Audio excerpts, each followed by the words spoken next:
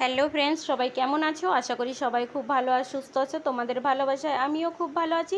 বন্ধুরা, চলে এলাম একটা রেসিপি নিয়ে, আমের আচারের রেসিপি। আজ কোনো ব্লগ ভিডিও না, একটা আমের আচারের রেসিপি বানিয়ে তোমাদের দেখাবো। আমাদের গাছেরই আম, কাঁচা আম। চলো, এখন আম পাকা ধরবে, পেকে যাবে। তো তার আগে একটু আচার করে নেব, অল্প করেই করব, বেশি করব না।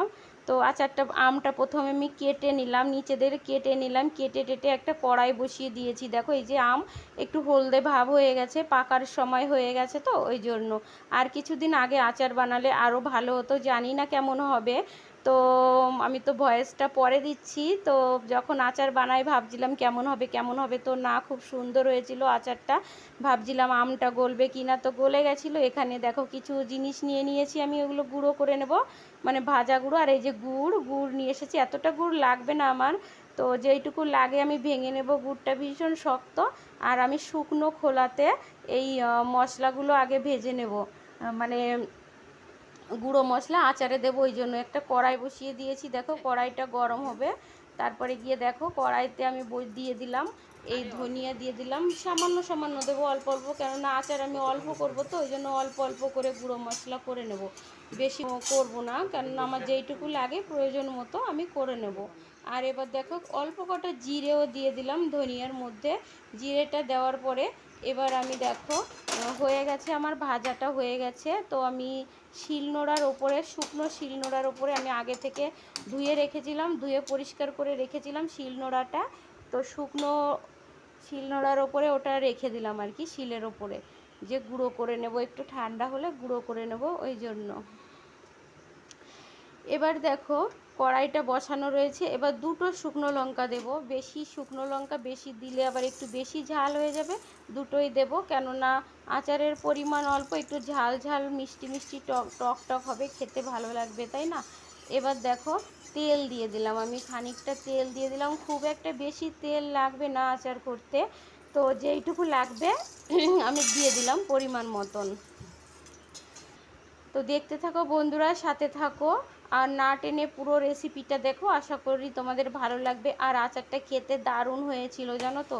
আর দেখো, এখানে কিছু গোটা পাঁচফোড়ন আর শুকনো লঙ্কা রেখেছি, আমি তেলের ওপর দেব, ওই জন্য। আর দেখো, গুড়টাকে আমি একটা নোড়া দিয়ে না ভেঙে রেখেছি, শক্ত, গুড়টা ভীষণ শক্ত, ভেঙে রেখেছি। তো আচারের মধ্যে দেব, পুরোটা দেওয়া যাবে না, অনেকটা গুড় তো। এবার দেখো, একটা শুকনো খোলায় তেজপাতা, দুটো তেজপাতা, শুকনো লঙ্কা আর কিছু পরিমাণ গোটা পাঁচফোড়ন দিয়ে দিলাম এই তেলের মধ্যে। এবার ওটা ভাজা হয়ে গেলে পরে তারপরে গিয়ে এর মধ্যে আমি আমটা দেব। এই দেখো, আমটা কেটে রেখেছিলাম, আমটা দিয়ে দিলাম। এবার একটু নেড়ে চেড়ে দেবো আমটা। আমটা একটু কাঁচা থাকলে আরও তাড়াতাড়ি গলে যেত, যেহেতু শক্ত হয়ে গেছে, মানে পাকার সময় হয়ে গেছে, তো এবার যাই হোক, আচারটা গলে গেছিলো, ভালোই হয়েছিল। একটুখানি হলুদ আর একটু লবণ দিয়ে দেব পরিমাণ মতন।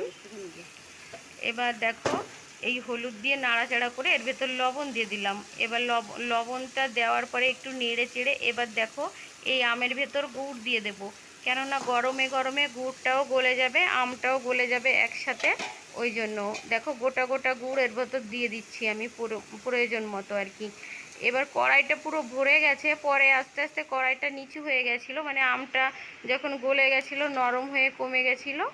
এবার দেখো, আমি উঁচু করে করে একটু নেড়ে চেড়ে দিচ্ছি, দেখেছো গুড়টা গলে গেছে, নিচে পুরো গুড়টা গলে গেছে, দেখো। এবার একটু নেড়ে চেড়ে দিচ্ছি ভালো করে, ঢাকা দিয়ে দিয়ে না আমটা গলে যাবে। একটুখানি টাইম লেগেছিল আমার, পুরো কাঁচা আম হলে এতটা টাইম লাগতো না, একটুখানি টাইম লেগেছিল। দেখো, আমটাও গলে এসেছে আর আমটা কমে এসেছে, দেখেছো তো, মানে গুড়টাও গলছে, আমটাও গুড়ের নিচে চলে যাচ্ছে আস্তে আস্তে। আচারটা সুন্দর হয়েছিল।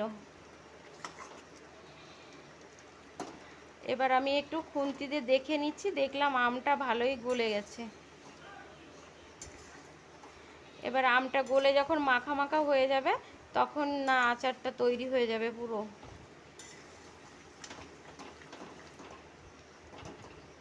এইভাবে নাড়তেই থাকবো, না হলে আবার লেগে যাবে, তাই না?